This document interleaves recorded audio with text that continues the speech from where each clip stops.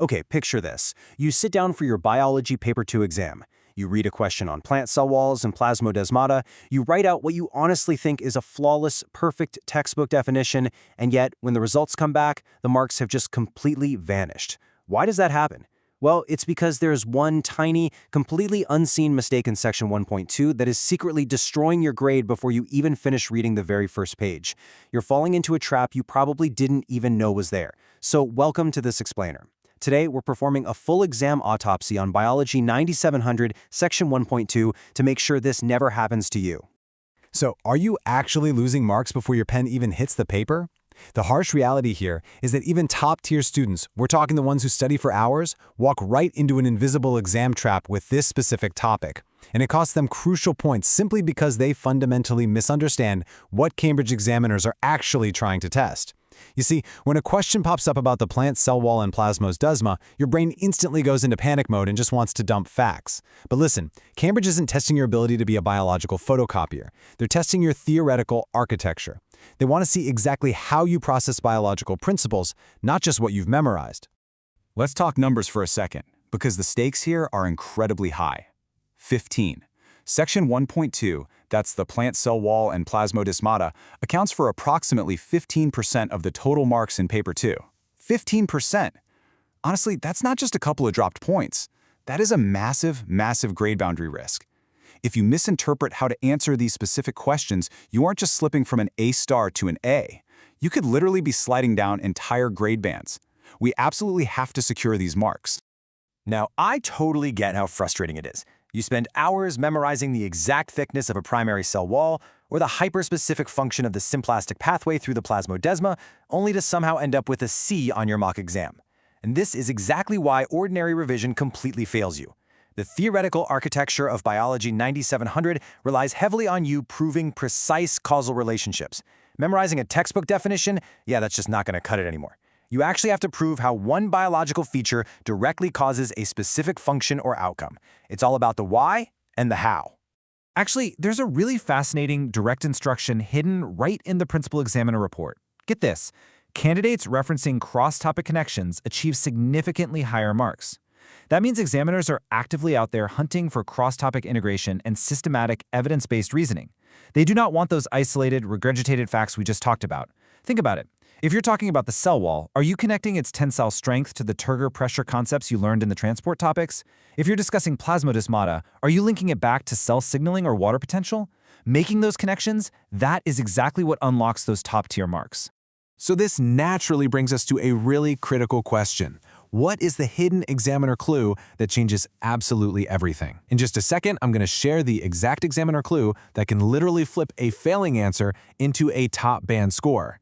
But to be completely honest, it won't make any sense unless you have the core framework first. Without this underlying framework, you're just going to keep throwing random facts at the exam paper and, praying something sticks. All right, here is that crucial foundational piece, the method mark strategy. What this means is that you can actually earn points for correct, systematic processing and showing you're working, even if your final conclusion ends up being totally wrong. This is your ultimate quick win. In these complex, problem-solving questions, whether it's about plant cell structure or analyzing experimental data, examiners deliberately award marks for your process. If you can clearly show them your systematic reasoning, you are essentially safeguarding your overall grade. It acts like an insurance policy against making one silly mathematical or logical slip-up right at the very end. Let's break down how this actually looks as a procedure. Here is the exact 5-step standardized framework you need to flawlessly tackle complex problem solving in Section 1.2. Step 1, deconstruct the question. Ask yourself, what is it really asking? Step 2, extract the relevant data from whatever stimulus materials they give you. Step 3, select your analytical framework. Step 4, execute your analysis using really clear working and notation. And finally, Step 5, present your verified results using the correct biological terminology. Honestly, memorize this exact sequence. This is how you absolutely guarantee you grab those method marks every single time. Okay, I want to put you to the test right now. Let's do a quick spot the error challenge together. I want you to mentally apply that 5-step framework we just talked about to a real Cambridge-style scenario. Imagine a question is asking you to evaluate the effect of a toxin that completely blocks plasmodesmata on a plant's overall survival. Think about how a typical student would answer this in a total rush. just frantically trying to list facts. What fatal error do you think they might make by skipping those procedural steps? Just hold that thought in your head for a second. So this perfectly illustrates the difference between a good and a bad approach. A typical, flawed student answer almost always confuses cause and effect here.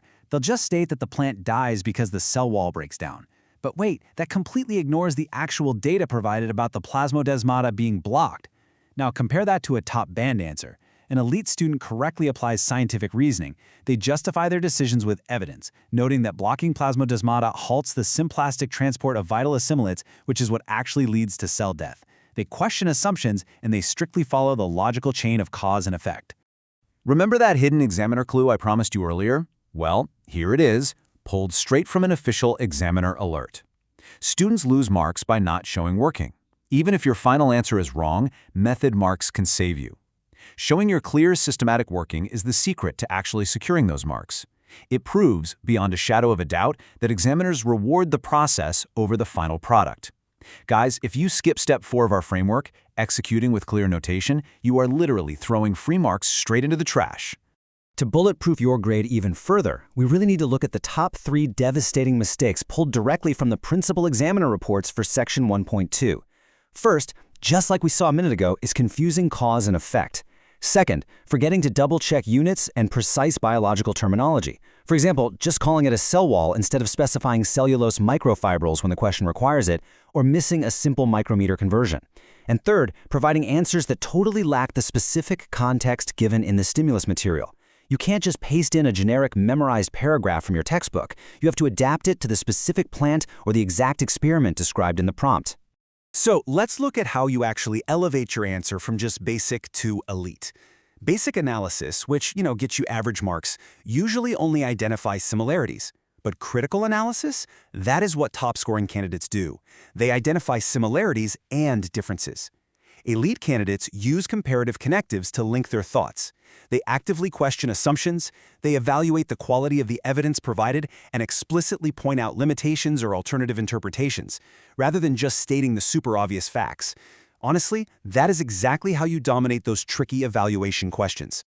Now, I know under actual exam pressure, recalling all of this can be super tough. So here is a really quick practical retention hack specifically for the plant, cell wall, and Plasmodesmata topic. Create a first-letter mnemonic for the key terminology you know you're going to need to include. By structuring a simple, catchy acronym for terms like cellulose, hemicellulose, pectin, and plasmodesmata, you basically give your brain a built-in checklist. The second you sit down, scribble that mnemonic at the very top of the page. It practically forces you to hit all the precise terminology requirements for step 5 of our framework, keeping you totally anchored when that clock is ticking down.